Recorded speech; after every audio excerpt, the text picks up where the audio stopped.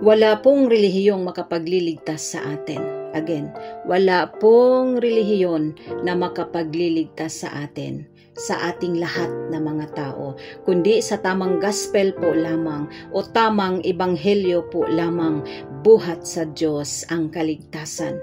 At ang ebanghelyo pong ito ay si Kristo na ibinigay ng Diyos upang tayo'y iligtas, mapawalang sala sa pamamagitan ng kanyang dugo na nabubo sa krus ng Kalbaryo. At ang kaligtasan po ay na kay Kristo at kay Kristo po lamang.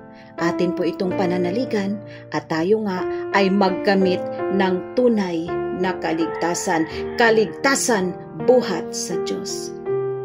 Ilang labanan pa ba ang dapat nating mababalitaan upang manumbalik tayo sa Diyos? Ilang lindol pa ba ang dapat nating ma-encounter upang magsisipagsisi? Ilang kaguluhan pa ba ang kailangan nating ma-witness upang sundin ang nag-iisang utos ng Diyos? Ilang sakuna pa ba ang dapat nating mabalitaan sa mundong ito upang ating pakinggan ang boses ng Diyos na tumawag sa atin upang siya'y paniwalaan at pananaligan sa pamamagitan ng kanyang bugtong na anak na ating Panginoong Hesukristo. Mga kaibigan, kaparusahan po ang tungo ng ayaw tumalima sa Diyos na tunay. Kapahamakan po ang patutunguhan ng sino mang ayaw sumunod sa Kanya.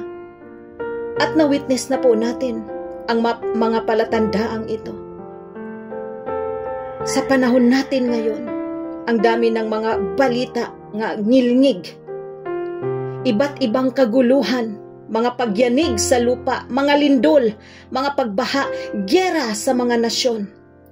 Ano pang mga palatandaan ang hinintay mo, kapatid, bago ka manumbalik sa Diyos?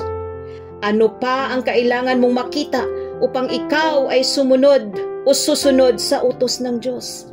Ang pananaligan si Kristo ng buong puso.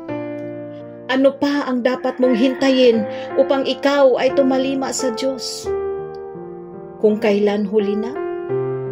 Kung kailan isa ka na rin sa natabunan sa lupa? O isa ka na rin sa inanod sa baha? Kung kailan wala ka ng buhay? Wala pong kaparusahan. Wala pong kapahamakan kung tayong lahat ay susunod sa utos ng Diyos. Ang pananaligan si Kristo Jesus na napako at namatay sa krus upang ikaw, ako, tayong lahat ay magkamit ng tunay na kaligtasan tungo sa buhay na walang hanggan, tungo sa kaharian ng Diyos. Anumang kaguluhan at sakuna sa sanlibutan ito, tayo'y ililigtas ng Diyos, iingatan at tutulungan, iiwas sa anumang kapahamakan, magpakailanman. Anumang pagyanig sa lupa at pagbaha, wala kang takot, kapatid, hindi tayo mangangamba ni mabalisaman sapagkat ipinagkaloob na sa atin ng Diyos ang tunay na kapayapaan at kapanatagan sa ating mga puso't isipan magpakailanman. Purihin lagi ang ating Diyos na buhay sa pamagitan ng ating Panginoong Hesukristo mula noon, ngayon at magpakailanman. Amen! We are supremely blessed and charito forever and ever. Solos Christos, Jesus alone. Amen. Thank you, Lord Jesus.